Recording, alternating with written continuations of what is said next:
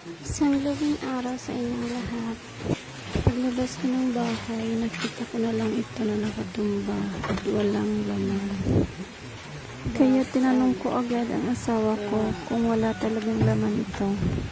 Ang pagkasabi niyang meron, tiningnan ko ulit yung container at may basag nga. Nag-review ako ng CCTV at ito nga ang nakita ko.